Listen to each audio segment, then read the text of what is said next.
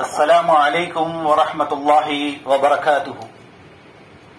محترم ناظرین، NPEC group of services کی طرف سے آپ تمام کا میں استقبال کرتا ہوں اور اللہ تعالیٰ سے دعا کرتا ہوں کہ اللہ تبارک و تعالیٰ ہم سب کو کتاب و سنت کی تعلیمات سننے سمجھنے اور اس پر عمل پیرا ہونے کی توفیق عطا فرمائے۔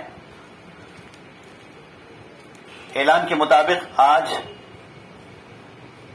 جس عنوان پر مجھے آپ سے خطاب کرنا ہے وہ ہے نظر بد کیا چیز ہے، نظر بد کی حقیقت کیا ہے۔ تو آج کے اس پروگرام میں قرآن و سنت کی روشنی میں نظر کی حقیقت، جسے عربی میں العین کہا جاتا ہے، اور نظر بد کیا ہے، کیا نظر لگتی ہے، اور قرآن و سنت کی روشنی میں نظر بد کے تعلق سے ہماری کیا رہنمائی کی گئی ہے، پھر احتیاطی تدابیر کیا ہیں، کیسے ہم بری نظر سے بچ سکتے ہیں، اسی طرح حسد اور نظر بد سے حفاظت اور اس کا علاج کا طریقہ کیا ہے، اس پر اختصار کے ساتھ میں آپ سے گفتگو کروں گا۔ سب سے پہلے میں اللہ کے رسول صلی اللہ تعالی علیہ وسلم کی وہ حدیث جسے صحیح مسلم میں احمد اور ترمذی میں بھی بیان کیا گیا ہے، میں وہ حدیث آپ کے سامنے رکھتا ہوں۔ اللہ کے رسول صلی اللہ علیہ وسلم نے فرمایا کہ نظر بد حق ہے، نظر بد سچ ہے، العین حق۔ پھر آپ نے فرمایا اگر کوئی چیز تقدیر سے آگے بڑھنے والی ہوتی تو نظر بد ہوتی۔ حقیقت میں تقدیر سے آگے بڑھنے والی کوئی چیز نہیں ہے۔ نظر بد کی طاقت کو بیان کرنا اس کا مقصد ہے، یعنی نظر ایک ایسی حقیقت ہے کہ بسا اوقات تقدیر میں لکھی ہوئی چیز بھی اس کو غالب کر دیتی ہے، اور ایسی بری نظر سے انسان بسا اوقات دیکھتے ہی دیکھتے بیمار بھی ہو جاتا ہے، مریض بھی ہو جاتا ہے، مر بھی جاتا ہے، اور کئی بیماریوں کا شکار بھی ہوتا ہے۔ اس لیے دین و شریعت میں، کتاب و سنت میں نظر سے متعلق بہت ساری اہم ترین باتیں بتائی گئی ہے، اس کا خلاصہ میں آپ کے سامنے پیش کر رہا ہوں۔ سب سے پہلے نظر بد کیا ہے اس کو جاننے کی کوشش کریں ہم۔ نظر بد، جس کو عربی میں العین کہا جاتا ہے، اردو میں نظر کہتے ہیں، ایک ایسی انسانی فطرت ہے۔ نظر ایک ایسی انسانی فطرت ہے، اور یہ فطرت ہر ایک میں نہیں ہوتی، کچھ لوگوں میں ہوتی ہے۔ یعنی بعض لوگ ہمیشہ بری نظر لگاتے ہیں، حسد کرتے ہیں، جلتے ہیں، دوسروں کے مال کو، دولت کو، صحت کو، جسم کو، گھر کو، گاڑی کو، فلاں فلاں چیز کو دیکھ کر جلنے لگتے ہیں، کٹنے لگتے ہیں، اوٹنے لگتے ہیں۔ اسی کو ہم اردو زبان میں نظر کہتے ہیں۔ چاہے پرہیزگار ہو یا بدکار ہو، نیک ہو یا بد ہو، ہر آدمی نظر لگا سکتا ہے، ہر ایک پر نظر ہوتی ہے۔ حتیٰ کہ حدیث میں بتایا گیا ہے کہ انسان خود اپنے آپ کو نظر لگا سکتا ہے۔ مثال کے طور پر اگر کوئی آدمی یا عورت اپنے آپ کو سج کر، بن سنور کر اور خوبصورت بننے کے بعد یا بیوٹی پارلر میں جانے کے بعد اپنے چہرے کو اگر وہ آئینے میں دیکھتا ہے یا دیکھتی ہے، اور اچانک وہ دیکھ کر بالکل سہم جاتا ہے یا سہم جاتی ہے کہ میں اتنی زیادہ خوبصورت ہوں، تو ہو سکتا ہے کہ ایسی صورت میں بھی آپ کی نظر آپ کے اوپر لگ سکتی ہے۔ یہ حدیث سے ثابت ہے۔ اس کے بعد دوسروں کی خوشحالی یا ان کی خوبصورتی یا ان کی صحت یا ان کا ہنر یا ان کی ذہانت، ان کی دولت، ان کا مکان، ان کی کار، ان کی جائیداد، ان کی فیملی وغیرہ کو دیکھ کر لالچ اور تعجب سے دیکھنا اور دیکھ کر پریشان ہو جانا، اور زبان سے کہنا کہ واو، اور ایسے الفاظ نکالنا جس سے آدمی جو ہے پریشان ہو جائے۔ دین و شریعت میں ہمیں یہ تعلیم دی گئی ہے کہ جب آپ کوئی چیز دیکھیں، عمدہ اور اچھی چیز اور عجیب چیز دیکھیں، تو آپ کیا کہیں؟ ماشاء اللہ، تبارک اللہ، ماشاء اللہ یا تبارک اللہ کے الفاظ کہیں۔ اس سے انشاءاللہ نظر بد سے محفوظ رہیں گے۔ اور ایسے لوگ ان نعمتوں کے بارے میں مسلسل سوچتے رہتے ہیں، کوئی چیز دیکھ لیے، کوئی چیز اچھی بھا گئی ان کو، کسی کا گھر، کسی کی گاڑی، کسی کی دولت، کسی کی گاڑی، کوئی چیز دیکھنے کے بعد اب دماغ وہی کام کر رہا ہے کئی دن تک، یہاں تک کہ ان کی سوچ پر شیطان غالب آ جاتا ہے اور دل میں حسد اور لالچ پیدا کرتا ہے۔ نبی صلی اللہ علیہ وسلم نے فرمایا ایک ایمان والے کے دل میں دو چیزیں جمع نہیں ہو سکتی، ایمان اور لالچ، حرص، دونوں ایک جگہ جمع نہیں ہو سکتے، یا تو لالچ ہو گیا اس کے اندر یا تو ایمان ہوگا۔ تو ایسی صورتوں میں نعمتوں کے بارے میں، کسی کی اچھائیوں کے بارے میں دیکھ کر مسلسل سوچتے رہتے ہیں، بات کرتے رہتے ہیں، جس کی وجہ سے خوشحال آدمی پر ایک قسم کا حملہ ہو جاتا ہے۔ یعنی آپ نے کسی کو دیکھا کہ کتنا خوبصورت ہے، کتنی خوبصورت ہے، کتنے اچھے لوگ ہیں، کیسی دولت ہے ان کے پاس، ایسا سوچتے رہتے ہیں، دل میں لالچ پیدا ہو گئی اور ایک قسم کا دل پر حملہ ہوا، یعنی لالچ کا حملہ، شیطانی وسوسہ۔ اسے دیکھ کر ایسا محسوس ہوگا کہ نظر بد دیکھنے والے کی آنکھوں اور اس کے دل سے شعاعیں نکل کر اس خوشحال آدمی پر حملہ کیا ہے۔ جیسے عام طور پر یہ چیزیں فلموں میں بتائی جاتی ہیں، آپ نے دیکھا ہوگا کہ یہ چیزیں عام طور پر سیریلوں میں، فلموں میں بتائی جاتی ہے۔ کوئی چیز، کوئی آدمی کوئی چیز کسی کو دیکھ رہا ہے تو اس کے چہرے سے شعاعیں نکل کر جس کو دیکھ رہا ہے یا دیکھ رہی ہے اس پہ اٹیک کرتی ہے۔ تو یہ شریعت میں ایسے ہی آدمی جب بری نظر ڈالتا ہے یا کوئی بری نظر ڈالتی ہے تو اس کی آنکھوں سے وہ شعاعیں نکل کر، ریس نکل کر جس پہ اس نے دیکھا ہے اس پر اٹیک کرتی ہے، جس کے نتیجے میں وہ آدمی یا عورت یا دلہا یا دلہن یا لڑکا یا لڑکی یا بچہ وہ جسمانی یا روحانی یا ذہنی طور پر متاثر ہو جاتا ہے۔ تو نظر بد کے لیے آنکھوں سے دیکھنا بھی ضروری نہیں ہے۔ ایک بات، اہم بات بتا رہا ہوں میں آپ کو، اندھا بھی نظر لگا سکتا ہے آپ کو، ضروری نہیں ہے کہ وہ آنکھیں ہوں اس کی، اندھا بھی نظر لگا سکتا ہے، نابینا شخص کی بھی نظر بد لگ سکتی ہے، کوئی آدمی صرف اپنے کانوں سے سن کر بھی نظر لگا سکتا ہے، بری نظر لگا سکتا ہے۔ ایک شخص نظر بد سے اپنے آپ کو اور اپنے مال کو، اپنے بیوی بچوں کو، خود کو کیسے نقصان پہنچا سکتا ہے یہ بھی ممکن ہے۔ یہ ہے نظر بد کیا چیز تھی، میں نے آپ کے سامنے ابھی بتایا۔ اب اس کے بعد قرآن و حدیث کی روشنی میں نظر بد کے تعلق سے ہماری کیا رہنمائی، گائیڈنگ کی گئی ہے، ہماری کیسے ہم کو اس کے تعلق سے سمجھایا گیا ہے۔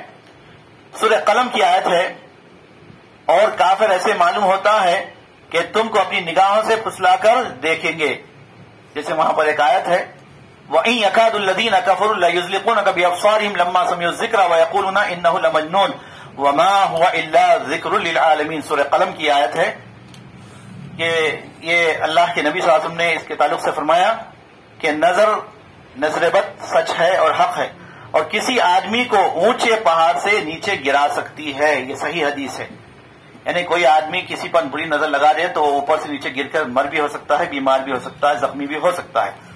مطلب یہ ہے کہ اللہ کی مرضی کے مطابق نظر بد کسی آدمی کا اس وقت تک پیچھا کرے گی جب تک کہ وہ پہاڑ سے گرنے کا سبب نہ بن جائے۔ ممکن ہے کہ اللہ تعالیٰ اس کے حق میں ایسے ہی لکھا ہو، جیسے بعض لوگ چھوٹی سی ٹھوکر لگ کر مر جاتے ہیں، ہلاک ہو جاتے ہیں، اور بعض لوگ بہت اونچے مقام سے گر کر بھی محفوظ رہتے ہیں۔ ایسے کئی واقعات ہم دیکھتے ہیں۔ اللہ کے نبی صلی اللہ علیہ وسلم نے فرمایا تم میں سے کوئی اپنے آپ میں یا اپنے مال میں، اپنے بھائی میں کوئی چیز دیکھے جسے وہ پسند کرتا ہے تو اس کے لیے برکت کی دعا کرے، کیونکہ نظر بد سچ ہے۔ رواہ الحاکم، اسے مستدرک حاکم نے بیان کیا ہے، اور شیخ البانی نے اس حدیث کو صحیح قرار دیا۔ حضرت عائشہ رضی اللہ عنہا بیان کرتی ہیں کہ اللہ کے نبی صلی اللہ علیہ وسلم مجھ سے کہا کرتے تھے کہ نظر بد سے بچنے کے لیے رقیہ کیا کرو، صحیح بخاری و مسلم، نظر بد سے بچنے کے لیے اور رقیہ کیا کرو۔ اس لیے ہم یہاں پر رقیہ بھی کرتے ہیں، نظر بد کے لیے بھی، جادو جن و شیاطین کے لیے بھی، اور آسیب کے لیے بھی، اور دیگر روحانی جسمانی امراض کے لیے بھی۔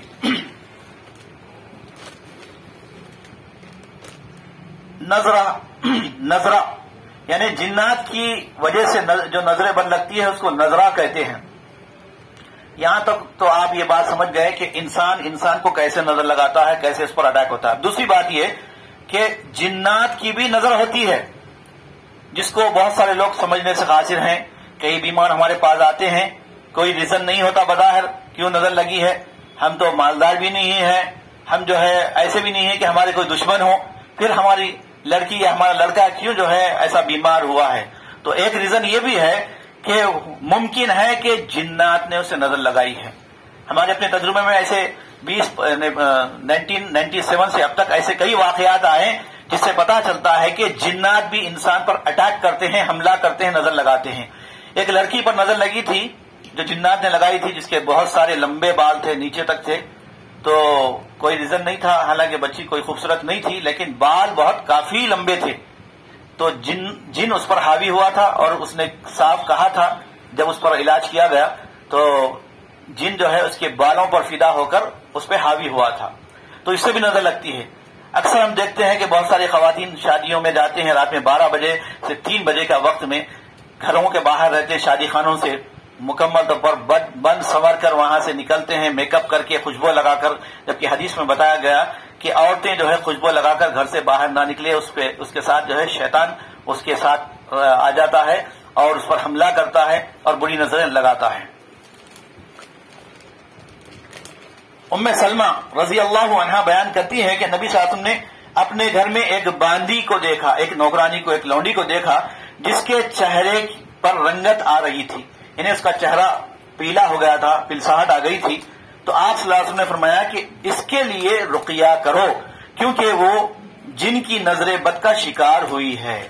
اب اللہ کے نبی صلی اللہ علیہ وسلم عالم الغیب تو نہیں تھے، اللہ تعالیٰ کی طرف سے وحی کے ذریعے سے آپ نے بتایا کہ فلاں عورت پر جن کی یعنی بری نظر کی وجہ سے یہ عورت کا چہرہ بگڑ گیا ہے اور یہ جو ہے نظر بد کا شکار ہوئی ہے، لہذا اس پر رقیہ کیا جائے، دم کیا جائے۔ یہ حدیث صحیح بخاری کی ہے۔ اب اس کے احتیاطی تدابیر کیا ہیں، کیسے بچیں ہم بری نظر سے، نظر بد سے، اپنے آپ کو، اپنے اہل و عیال کو، اپنی چیزوں کو کیسے محفوظ رکھیں؟